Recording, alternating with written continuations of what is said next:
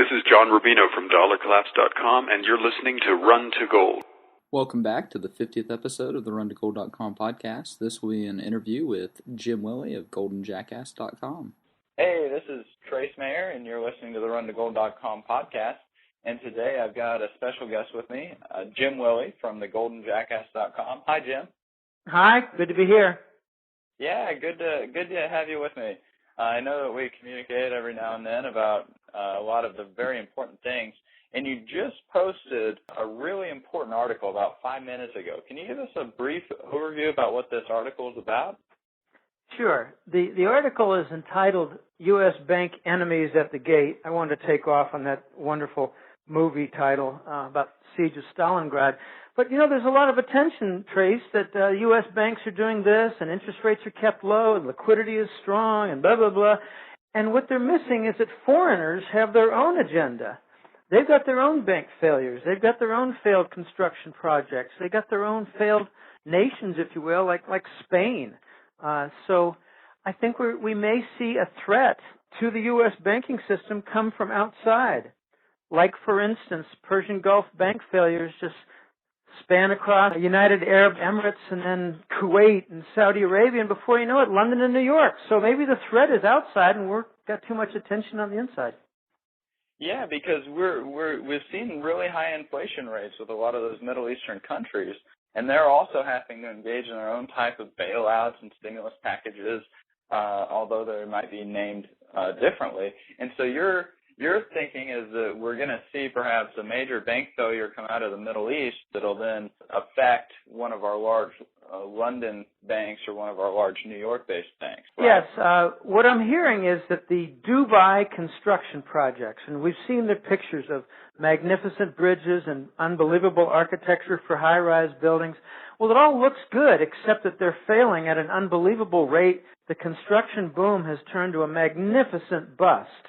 And the bailouts have come from Abu Dhabi.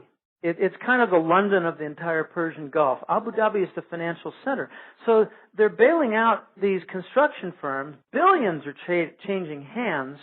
And the currency of choice that's loading up on all kinds of balance sheets is treasury bonds. So they're going to need to start liquidating, and they've already begun this. If they continue the liquidation process, we're likely to see more bank failures just from lower values. And, you know, they've got to deal with their own reality. They don't have a plunge protection team there. They don't have phony stress tests there. They don't have phony financial accounting standards boards. And I go into a lot of detail in the article, but even more detail in my August hat trick letter that's for members only. It's a great source of information. There's a lot of stinking stuff coming down the pike, and if we see some bank failures string across the Persian Gulf, there's no way it doesn't reach London and New York, because they own a lot of bank stocks for the giant U.S. banks. Now, there's a threat that you're just not catching in the financial networks in the U.S. Right, and so, interest rates regulate production over time, and so by keeping the interest rates artificially low, we stimulated this huge commercial real estate bubble here in the U.S. But if we think that the commercial real estate bubble is a mess, look at what had happened in Dubai. They built all this commercial real estate, and what do they have in Dubai? All they have is sand. There's no real underlying economy there to support any of these loans, these billions and billions of dollars of loans that you talk about that are on the banks' statements over there. There's no real underlying economy there. And so now they've built all these giant skyscrapers that are all like white elephants that are just dehydrating to death in the desert. I mean, they have these huge buildings and they're all completely empty, are they not? And so, yeah, of course we're going to see a lot of bank failures coming out of Dubai. And you think that that's going to start impacting the U.S. banks here. And so you think that we might see some of the New York banks perhaps start to subsidize some of these failed projects over there, for example? Well, I think that could be the sequence that happens, and there's a lot of unknown here. There's one particular construction project that I think of all the time whenever somebody says, oh, the big Dubai construction boom. Well, there's a big property with all kinds of housing, and it's laid out they have landfill, and it's shaped like a big tree. If you're looking up at 5,000 feet, looking down, right. Not necessarily from a satellite. Yeah, it's a beautiful thing. What I've heard is that it's entirely empty. It's failed. Yeah, I know. No income stream. Now, I'd like to just make a quick point here. It's not like their economies are based in processing sand. They've got an oil industry, and they've got a petrochemical industry. They make refined gasoline. They make chemical products that have as feedstock the crude oil and the natural gas. Saudi Arabia actually has the most diversified economy in the Persian Gulf. They have quite a lot of things going on. I don't think they make their own pharmaceutical aspirin pills or razor blades or soap, but maybe they do some. But as for the other Persian Gulf nations like Kuwait and UAE and Bahrain, they do not have a diversified economy. They've got a petrochemical industry, and that is it. Banks and petrochemical. Beware of the threat from the back door, where you have some bank failure. This is not just liquidation of treasury bonds. I'm talking about bank failures, large Persian Gulf banks that go bust. And as a result, there's a vast liquidation that takes place that ripples into New York and London. That's what I think could happen.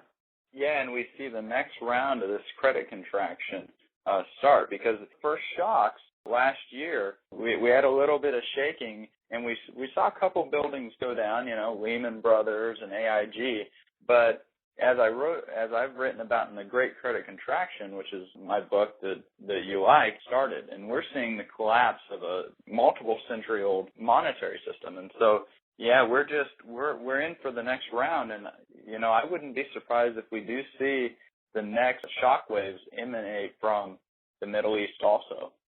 But we're going to have shockwaves that happen inside too, Trace. I mean, look at the FDIC today. Well, FDIC came out and said 416 troubled banks. Well, try 1,000. And they're out. Their fund is dead. So they raised some fees. Yeah. So they raised some fees earlier this year of member banks within the system. But they're going to have to raise it again. And the bank industry has already come out and said, well, that's going to cut down on our earnings, and it's going to cut down on our liquidity, and it's going to cut down on our lending. So the FDIC itself is going to be a wet blanket in the banking industry, even as they appeal to the Congress for increased funds. And that's going to expose the insolvency even more of the U.S. government. And, oh gosh, so the threats outside the gate. The point of my article is that, yeah, we've got a lot of threats inside the economy, and I agree with you completely. We are about to see the second round of the monetary banking credit crisis hit the ground in September or October, probably September, but there are a lot of factors that point to the next few weeks, starting with this week, and the FDIC announcement is one of them. The summer vacations is another. They've got to increase the federal debt limit beyond $12.1 trillion. Look for Congress to come back with an attitude of responsibility when they cannot afford to stop the printing press. So we got a lot of factors coming in right now. What do people do? Obviously, my site, Run to Gold, I like the monetary metals, gold, silver, platinum. What do you suggest people do to protect themselves, to protect their capital? Well, on a smaller scale, if you only have a few $1,000s that you want to protect, and you're not a huge saver from the last 20 years for your career, or you're young, I would suggest getting some gold coins, getting some silver coins, but I would avoid the century-old, like the Morgan silver dollars. I mean, they're probably the best of the very old coins like that. But, you don't want to go get buying $50,000 coin. You want to buy your state-of-the-art standard coins, your Krugerrands, your Maple Leafs, the Gold Eagles. Get the standard coin. But if you've got a lot of money, $150,000 worth of coins makes too much practical sense. You've got to store it. I believe that gold money, as you believe, gold money is a fine institution. There are others like the Bullion Vault, and there are others, but I like gold money and the way it's run and the features that they have. But buying gold and silver bullion bars, and I don't know exactly what size they come in, 1 kilogram, 5 kilogram, 10 kilogram, but there are beefy investments. The real lesson is that we're seeing this credit contraction and economic failure and bank system insolvency because for a full generation, the money has been paper. And now what survives will be not paper. It'll be the metal. Well, and in most cases, it's not even paper that's the money supply. It's just these little digits on a hard drive. And it's even less real than paper. We might even see a rush to the physical paper before we see a rush from the physical paper into the physical metal. The electronic money trace makes it not only possible paper counterfeit, but electronic counterfeit, where you can have computer programs counterfeiting your bonds. I mean, imagine, this is why we've got the trillion-dollar fraud. I mean, one of the points I make in this article is something that Carl Denninger said that was, I think, very misguided. He comes out with some good work once in a while, but he's a forensic financial analyst who tears apart the lies and BS on Wall Street. But he said that we need a new Resolution Trust Corporation, and I think that's just totally off the mark. We're never going to see that because many properties are tied to 3 different mortgage bonds in the fraud. And you can't have an RTC if they go and buy a mortgage bond and then they got to pay it out 3 times. It won't make any money, so you won't have that RTC. You're going to have the top-down solutions and more fraud, more TARP solutions. And, well, good. I know that we're pretty short on time, so I'd just like to thank you for coming on and sharing a little bit with our Run to Gold listeners.